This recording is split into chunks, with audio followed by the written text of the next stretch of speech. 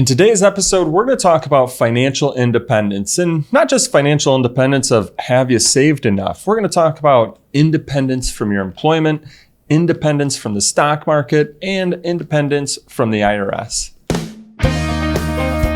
Welcome to the Your Life, Your Money podcast with Scott Sierens, teaching you how to thrive in life, wealth, and retirement. Welcome into another episode of The Retirement Show, all about your life, your money, and your retirement. I'm your host, Scott Sierens. My goal is to help you thrive in life, wealth, and retirement. And I'm recording this episode right before the 4th of July. You'll be listening right after Independence Day. And you know what? It really got me thinking about financial independence. And no, this isn't going to be a video podcast on just have you saved enough money. But I want to talk about some different categories. I think one thing that's important, maybe to all of us, is achieving independence in these different categories, but in our own ways that all help us in the end towards financial independence.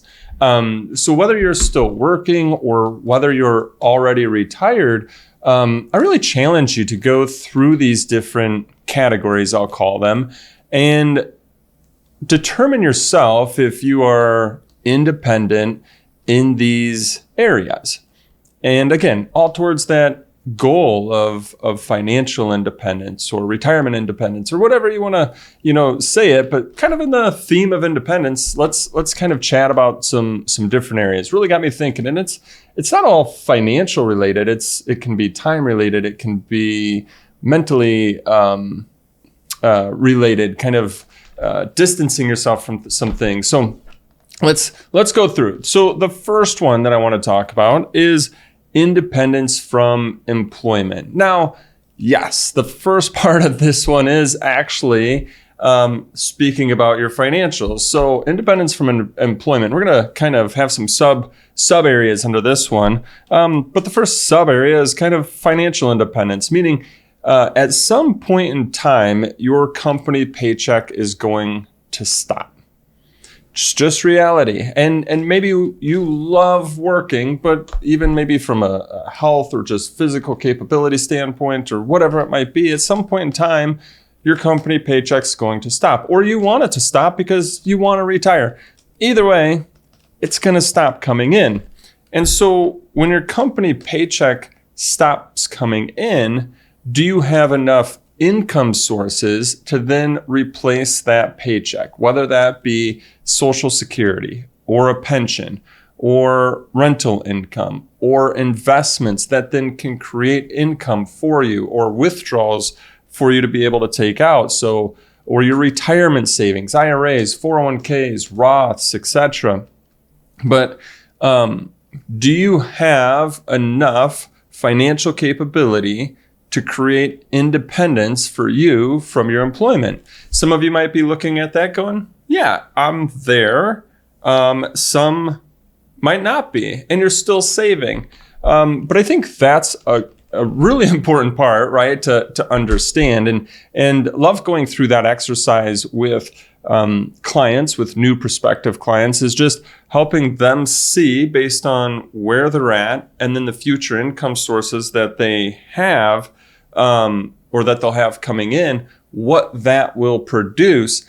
And if, let's say, you've got 100,000 coming in over here, or, it's not really what you have coming in from work, it's what are your expenses, what are your needs. So let's just say your lifestyle needs are $75,000 a year, or 100,000. Let's use 100,000, right? Very simplistic.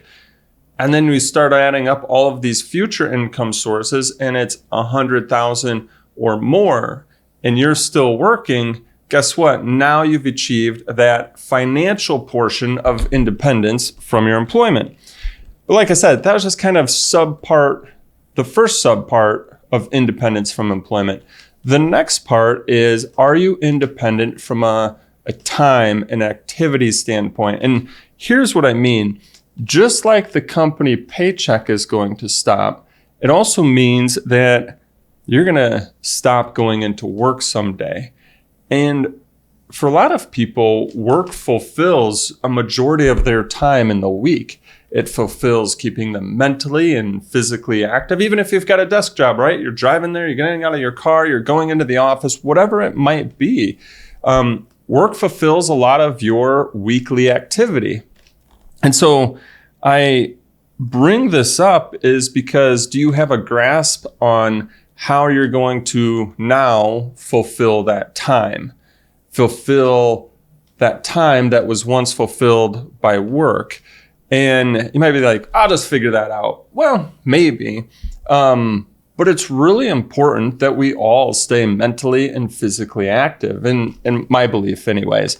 And so do you know how you're going to fulfill that time once you retire? So are you independent from an activity and a time standpoint? Meaning, if you didn't have work, you know what you're going to be doing instead. And, for some clients that I have, this might mean that they love to go and play golf.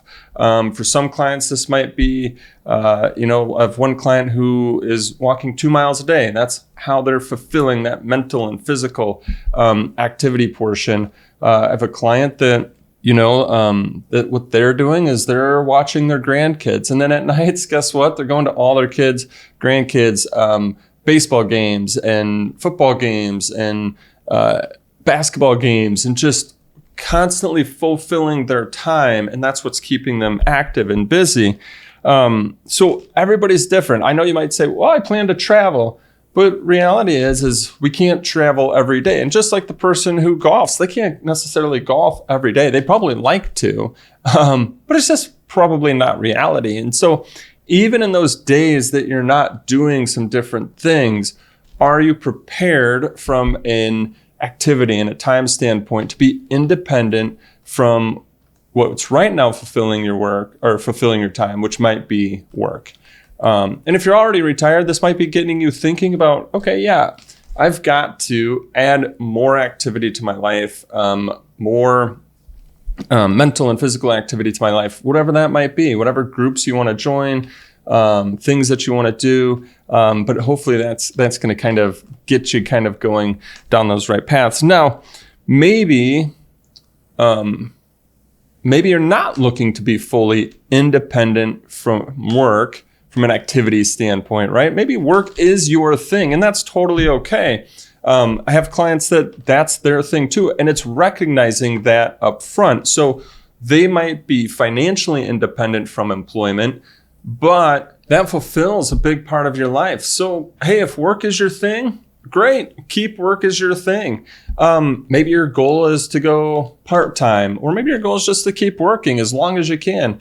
Of course, be prepared once you no longer can, but maybe it is your thing, or maybe it's part-time, or have that goal, have those discussions, have those thoughts. A few clients that have achieved, I have a few clients that have achieved financial independence, but they understood work is their thing. And so they may have retired from their full-time job, but they just went in and picked up part-time jobs just to keep them going. So wrapping up in our first category is, have you achieved independence from employment on your way to your retirement journey and whatever you want your retirement story to look like?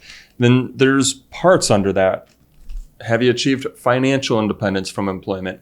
Have you achieved independence of how you're going to fulfill your time? Work fulfills a lot of your time. What are you going to do to now fulfill that time? Have you achieved independence from that work activity? And maybe that's not your goal. And then, like we said, it's just understanding that you are going to work, or that you're going to work part-time, because that's part of your life. So let's go into our second category, which is, have you achieved independence from the stock market? Now, no, I'm not saying to not be invested.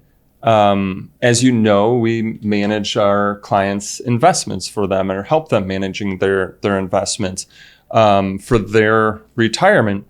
And so I'm not saying that not to be invested, independent, meaning like, oh, I'm not invested at all. What I mean is have you achieved independence from having to, let's say, potentially worry about the stock market on a day-to-day or month-to-month or a year-to-year basis? And here's an example that I can provide. A lot of times, meeting with some new folks, they are looking at their investments on a day-to-day basis, and they get worried when their investments go up, or they get worried when their investments go down.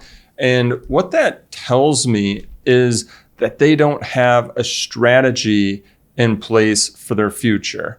Because if they're worried about each individual day in the stock market, and oh my gosh, my value went down by $100. Oh, it went down by another couple $100. Oh, it went up again. That's great. Oh, it just went down. When they're looking at each little individual day or minute or month or whatever in the market, a lot of that tells me that they don't have a long-term strategy in place for their financial plan or for their retirement plan. And so the first part to helping you achieve independence, do you have that independence from looking at the stock market and potentially worrying about the downsides of the stock market, is putting that strategy in place. We've talked about this a lot, is kind of having that growth and war chest strategy in place. Do you have money out there growing where you know you're going to see that volatility? And guess what? You're going to be okay with it, because then you also put your war chest in place, meaning funds that are not subject to the same volatility as the growth portion. And how much do we want over there in that safer portion of the investments? Well, it's all going to be based on your income plan. How much income are you going to need to take from your investments over the next year or 2 years or 3 years or 4 years or 5 years or 6 years? And we just keep counting up years based on how conservative that you want to be. And so having that independence is really having a strategy in place. And then let's call it maybe putting some potential safety nets in place even after that. So, okay, we've got a strategy in place in regards to how we're invested. So that way, when the growth side's experiencing a lot of volatility and it's having those downs, and if you opened up your account online and you looked at it, you're like, oh my gosh, it's down. It doesn't bug you, because you're like, oh, that's right, I put this other part in place too. So that way I know that my funds are going to be there and I can take them out when I need them to help give me the income that I need. So part number one, right? Then part number two under that is, how about putting a guardrail system in place? Having guardrails in place, because unfortunately, you can't control the market. I can't control the market. We don't have any idea of what's going to happen tomorrow. But what we do know is that, hey, maybe we can tighten our belt a little bit. So if the account value hits a certain point, well, maybe we're not going to turn off the faucet. We're not going to have to worry about, oh man, we can't take any money from our investments. We're just going to know that, hey, maybe we got to turn the faucet down a little bit.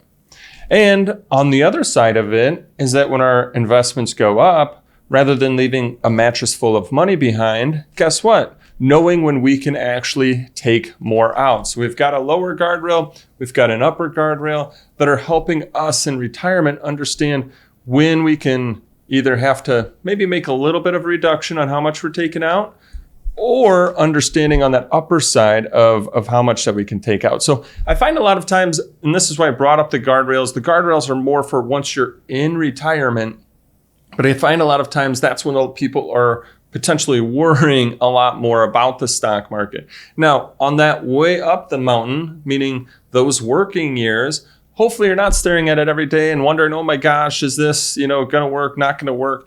But if you are because you're getting closer to retirement, well, that's when that strategy comes into place of how much do you have in each portion of your investment bucket. So either way, having a strategy in place, and then once you get into those retirement years, then do you have your guardrails in place to, again, help you, instead of looking at your investments as this worrisome bucket of what's going on, having your investments going, oh yeah, I've got a strategy in place. Oh yeah, the market's going to go down. And just having that knowledge, which then helps potentially give you that confidence of, yeah, the market is going to go down. And then you know what? In my retirement, it's probably going to go down a lot of different times. We might see 3, 4, 5, 6 recessions, but that's okay. I've put the strategy in place to help me get past that. I've put the strategy in place to help me not stare at it every day and let it worry me, and instead go out and enjoy and live my life. So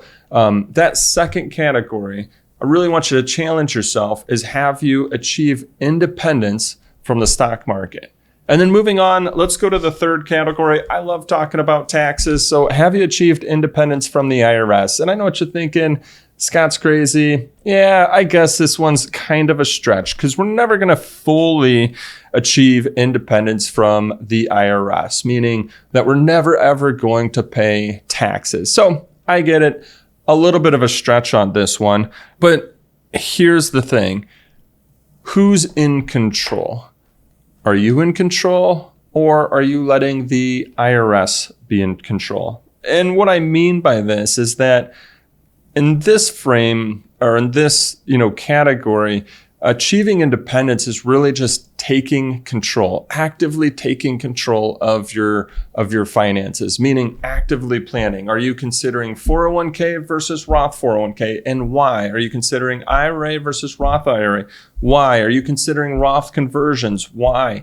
And putting that active plan in place to say, hey, I am actively working to reduce my long-term taxes. I'm trying to get ahead by understanding what my taxable income is today, what my taxable income might be in the future, and using the accounts that are available to me to be able to help me reduce those long-term taxes versus doing nothing, versus thinking nothing, where then, in my opinion, really then the IRS is in control. And so are you using strategies based on your situation? That could be Roth conversions, that could be donor advised funds, that could be qualified charitable distributions, QCDs, that could be gifting, this could be asset location. Which accounts are in your growth bucket? Which accounts growth is in which accounts? Meaning, are you doing the same 60-40 blend across all your portfolios? If you are, you're really not thinking from a tax standpoint. Again, now the IRS is in control. Versus if you're maybe taking your growth and making sure your Roth is in your growth. And again, it all depends on your strategy, right? And if you've got a taxable account, maybe you're putting more growth in the taxable account because then that's producing qualified dividends and long-term gains at a more favorable rate than interest at ordinary income, or short-term gains at ordinary income taxes. You see, this is just how my brain thinks for a lot of our clients is, how can we control the situation as much as we possibly can? So yes, you're not going to pay, you're always going to pay taxes on your money at some point in time in your life. You have to pay taxes to get it into the Roth before it grows tax-free. So I know there's a lot of things out there about, we can get you to tax-free retirement. At some point in time, you probably pay tax on the money. So are you going to have full financial independence from, or full independence from the IRS? Most likely not. I'm not here guaranteeing that or saying that that's possible. But what I'm saying is are you taking control of your situation? Are you taking control of your tax future and doing the strategies, the actions, the planning, the implementing to help you reduce the long-term taxes that you'll pay to the IRS? So, as you can see, financial independence for me is more than just, have you saved enough money? There's a lot of areas to think about. Employment. Are you watching the stock market every day? Or are you independent from the potential worries of the stock market? And then the third thing is, are you taking control of your, I'll say, future tax situation? So, hey, hope this just made you think a little bit differently. Maybe you can go through each category and go, am I independent there yet? Because we all want to get there. We all want to get to independence, because that means that we're on our own time doing what we want to do versus what someone else wants us to do, right? So hopefully we're helping you get there by kind of challenging you in these different areas. And I hope that you've enjoyed today's episode. Don't forget, subscribe on your favorite podcast player, subscribe on YouTube. We're coming out with new videos and podcasts each and every week, and hopefully you're enjoying them about retirement topics like IRAs, 401ks, how to reduce the taxes on those, Social Security. And again, our goal is just to help you maximize whatever you want your future retirement story to be. Thanks for joining, and have a great day.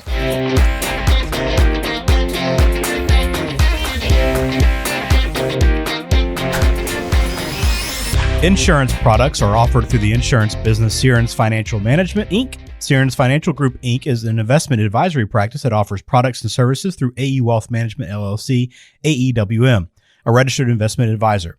AEWM does not offer insurance products. The insurance products offered by Sierens Financial Management, Inc. are not subject to investment advisor requirements. AEWM and Sierens Financial Group, Inc. are not affiliated companies.